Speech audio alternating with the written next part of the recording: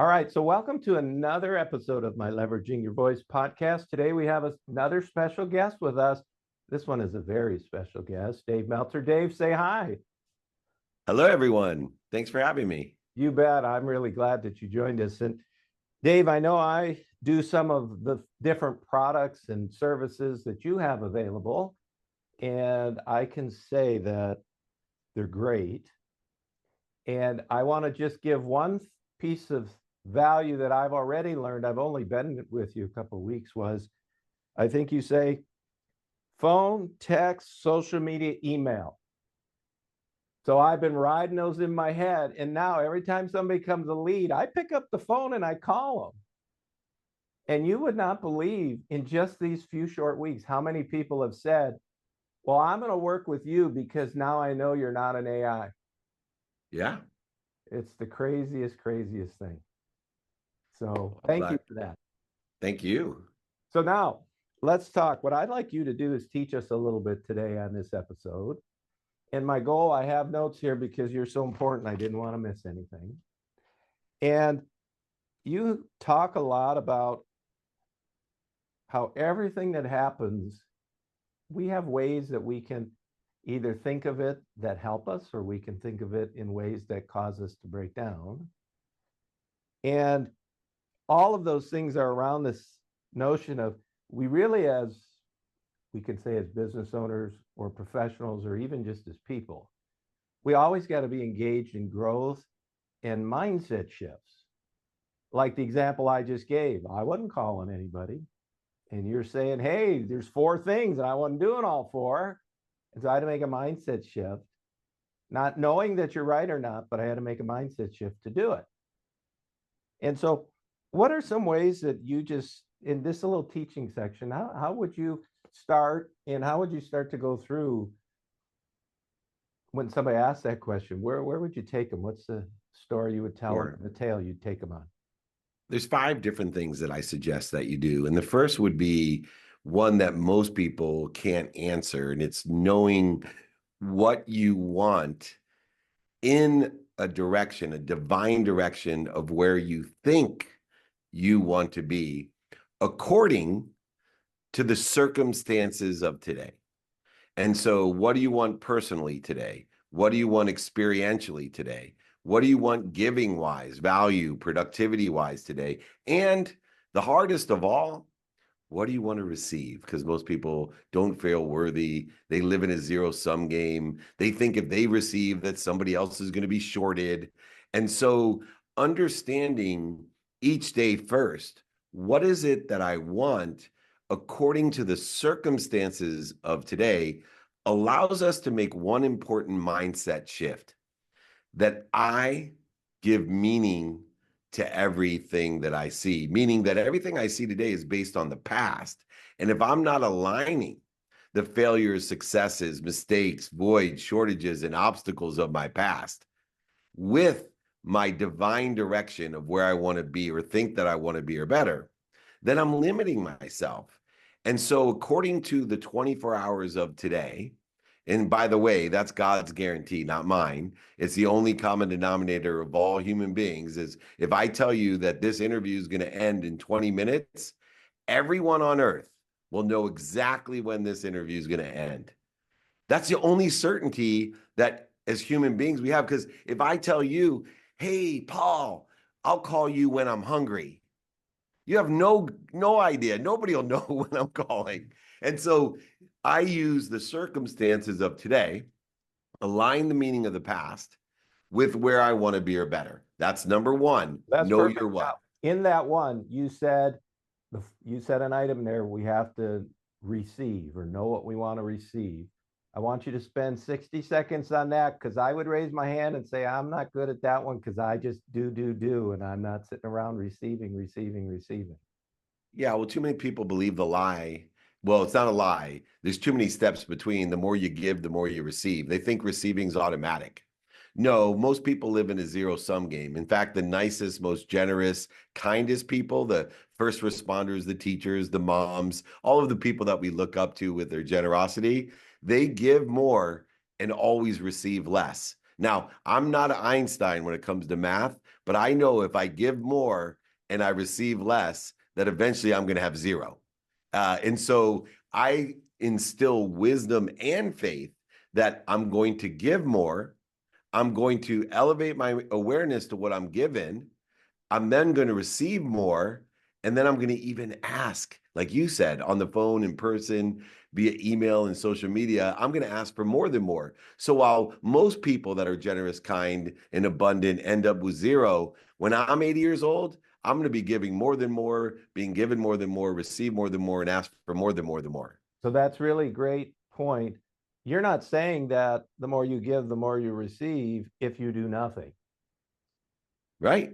That's the part that we miss.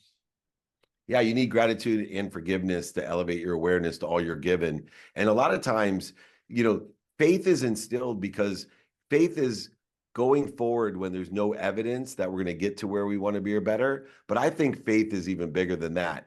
I think faith is when the evidence is contrary to where we want to be or better, that we have faith we'll still get there. So when I lost everything in 2008, over $100 million, I had faith that was going to protect, promote, and perfect me so I could get to where I wanted to be, but it wasn't punishment. And so that's the very first step. Yeah, The that's a great one. second step, Paul, is the fastest way to get to where you want to be. And that's know your who. You see, I've trained millions of people in sales, all type of complex sales, solution selling, spin selling, all types of consultative sales, open-ended question. It's very simple. You want to get to where you want to be? There's only two ways to do it. One, find someone that sits in a situation you want to be in and ask them for directions, ask them for help. The second way, know your who, help somebody else get to where they want to be. It'll get you to where you want to be even faster. So step 2 is really simple. It's finding someone that's either in a position that you want to be or better, or you're that person to help someone else get to where they want to be or better. Guaranteed formula to get to where you want to be or better, changing your mindset. That one sort of builds on that first one, because if we don't know that you got to do something to receive, you'd never be able to do the first one of those two items, which is ask somebody for help. Absolutely. People ask me, how did you lose over $100 million? People ask me what great advice I would give to my 18-year-old self. I turned 57 on January 11th, Saturday. 17, 27, 37, 47. Now I'm 57. My biggest piece of advice, if you're in that age range, because that's the only thing I can speak to, ask for help. That's how I lost everything. I wasn't humble. I thought humility was not asking for help. It's the exact opposite. Ask for help.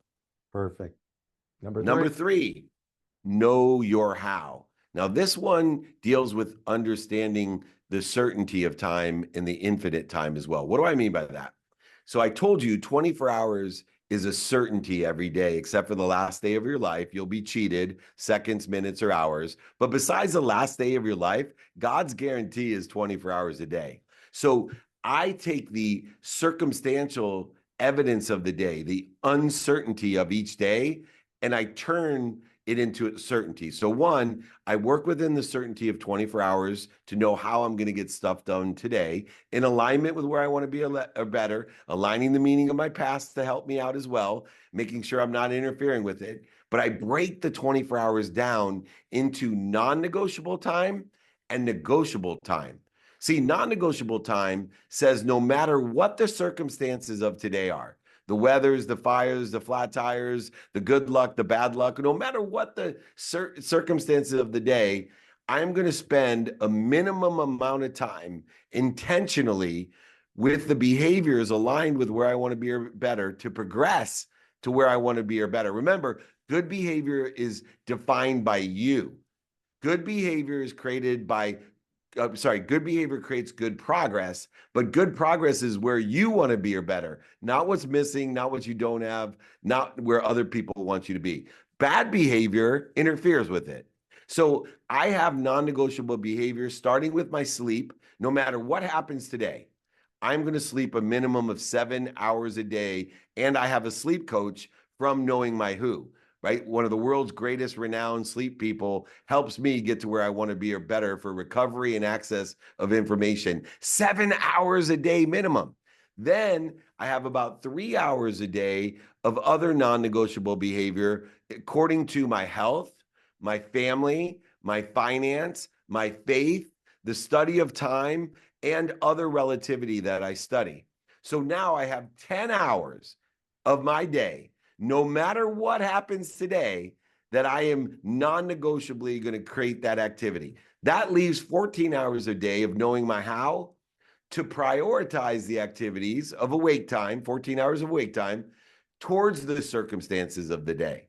So now it's a matter of understanding what's important to me according to where I want to be and give the right meaning to the past to align with it as well. So step 3, know your non-negotiable behavior according to the 24 hours of each and every day aligned with where you want to be or better. 90% of all your success will come from non-negotiable behavior. Only 10% will come from the variant behavior that is circumstantial in its nature. That's a really interesting statement. I'd love to see a study on that, but that's really interesting. And remember, 99% of all statistics are made up. That's my favorite statistic. Yes. Now, that one there, number 3, builds on number 2, because a lot of those things people won't know and they need to ask for help to figure it out. So true. And in fact, you'll see how 1, 2, and 3 really build on number 4. So let's go to 4. Number 4, know your now. See, 100%, and this is a true statistic, 100% of the things you do now get done. I know that to be true. That's the 1%. Exactly. There we go. So 100%, if you know your now, you need to know what's important to you. And in order to determine what's important to you, you got to know your what, know your who, and know your how. Then you'll know, according to the circumstances of the day, what's important to you, and you can prioritize your day. You see, prioritization is the antidote that really gets in the way of most people, especially entrepreneurs. They feel overwhelmed and they procrastinate. These are 2 really bad things about entrepreneurs. They are interfering with your success. It is impossible. If you know your now and you do it now, and you know your next and you do that now, next, 100% of those things, it's impossible to feel overwhelmed and it's impossible to procrastinate if you know your now and do it now. And so number 4 is an accumulation of knowing your what, your who, and your how. That's what allows you to prioritize your now and do it now when you prioritize it. And that's how we use our 14 hours. Correct. Exactly. The 14 hours of negotiable behavior according to the circumstances of the day. You've already pre-prioritized the majority of the importance in the non-negotiable behavior, which is non-circumstantial. No matter what happens, you're going to get the non-negotiables done. Now you got to choose according to the circumstances by doing it now. Perfect. Finally, step number 5. Oh, you have a comment? Nope. Perfect. Number 5. And number 5. And I want to go through this because I want to talk about the other thing that you're very excited about, and I want to give you a chance to talk about that. Awesome. Apply your why is number 5. So many people are in search of their why. They're in search of the meaning of life. I tell everyone, you already know your why. You're connected to and through it. You already know the meaning. You're in search of feeling alive. And when we apply our why, we feel alive. So how do we do it? Well, we have to understand that fear is omnipresent. And you can spend, like I have, millions of dollars in therapy, personal development, trying to figure out the trauma and the impact of the trauma and the fear that we have. I've given up. I found an easier way to do it because I apply my why. I'm not in search of getting more happy, search of getting more healthy, more wealthy, more worthy. I am happy. I am healthy. I am worthy. I am. What am I doing to interfere with it? And what I found to apply our why is we have to believe in something bigger than us. I don't care what religion, spirituality, philosophies, or theories you believe in. Just simply believe in something bigger than you that's omniscient, all-powerful, and all-knowing, that loves you more than your mom. So everything that happens is one of protection, promotion, love, and perfection. So what we need to do is actually easy because it's instant and obvious. It's identify how we react to fear. So do you have a need to be right, a need to be offended, a need to be separate, inferior, superior, anxious, frustrated, angry, guilty, resentful, worried? it's pretty easy to know when you're worried or angry or frustrated. So instead of trying to resist it, go over it, under it, through it, around it, out logic it, what I want you to do is know every time my mind, body, and soul are on fire, I'm going to stop, breathe through my nose, out through my mouth, drop, remind, remember, and recollect with that source that's bigger than me, and then roll back into the right direction, the divine direction. Make that detour a divine detour by knowing your what, knowing your who, knowing your how, and knowing your now, and continue to spend the majority of the 24 hours each day applying our why, shorten the distance of resistance that you're creating in your life in an infinite, abundant, unified system of thought. Use wisdom and faith to give the 1-2 punch to be where you want to be or better. That's the 5 different practices that I'd love people to utilize and share in order to get to where they want to be or better. And if they want those with my book, all your audience, just email me. I'll send it to them for free. Sign a book, send it to them, pay for shipping. David@dmeltzer.com. Get the 5 daily practices, get my book. I promise at least I'll be able to assist you to get to where you want to be or better. So that's a great description of those 5 things. And that, just connect that now. That's how we continue to make those those mindset shifts to go day to day to day and do the right things. I have 2 words that I think of, or 2 principles. One, dispassion. We got to stop being driven by all these crazy emotions inside of us. And 2, we think all we want, but we got to do, and then the thoughts will come after. So absolutely, those 2 principles there. All right, that's great. That's outstanding. That's a little clip that just lays out what it is that you're doing. But now, enough of me talking to get to the next spot. Napoleon Hill, you had I don't know if it was a grand opening or a birthday bash, or it was maybe a variety of things. Just talk to us about all of that, because I think you're in a new role there and you're excited about it. Extremely, probably the most exciting thing for my mission and my legacy. Think and Grow Rich, Outwitting the Devil, How to Sell Through Life, Napoleon Hill's content from the 1920s on that has been created has had the most impact on my mindset, my heart set, and my handset. He was, to me, the seminal personal development person who all of the great leaders of today have learned from, or the leaders that they learned from. And so when I was asked to be the chairman of Napoleon Hill Institute, which was created on January 11th, 1958, and I found out after I accepted the nomination as chairman of Napoleon Hill Institute, my birthday, January 11th, 1968, and now W. Clement Stone and Napoleon Hill created the Institute in 58. On January 11th, 2025, we launched Napoleon Hill Institute 2.0, which has both all to carry on the laws of success and all the great works of Napoleon Hill, but to do it in today's mediums, like you said, not just in the hardback books, or actually it was all created originally on a typewriter in manuscripts. And so today we're going to utilize great technology to facilitate the amplification of the greatest works in mindset, heart set, and handset for personal and professional development. Napoleon Hill was before his time, and we want the whole world that's now connected to share in it. So we're going to be opening virtual and brick and mortar institutes around the world in order to facilitate all the great work of Napoleon Hill. That sounds like a great thing. I know I was on the birthday bash this past Saturday. Did they ever have the cake, or was that just They did it in New York City, and I did it here in Newport Beach. So yeah, we celebrated. You can see the pictures online. So we had a coast to coast celebration. I'm a one bite. You might know this. Once you're over 50, 1 bite of cake is enough. Just looking at the cake, you seem to gain weight. So I've learned control of emotion, as Napoleon Hill says, is one of the 2 control things we need in life. That's exactly right. And once you hit a certain age, like you used to eat doesn't work anymore.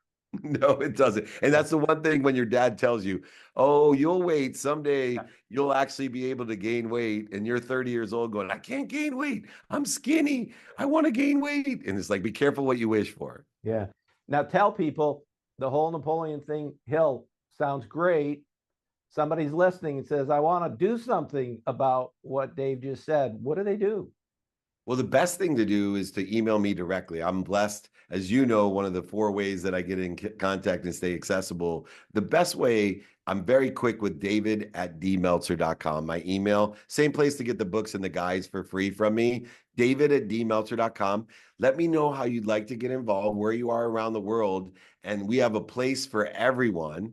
And so please reach out. There's enough of Napoleon Hill to share with everyone, and we're looking for great people that are inspired to help amplify the great works of Napoleon Hill. Dave, final words from you, and we'll bring it to a close. Always my final words are to be more interested than interesting. Be kind to your future self and do good deeds. I appreciate everyone. Awesome. Dave, thank you so much for joining, folks. Thank you for watching all the episodes of Leveraging Your Voice. I hope you enjoyed this one. If so, leave a comment and, hit the little like button, all that sort of stuff. Reach out to Dave. He has lots of material that can help. And until next time, bye for now.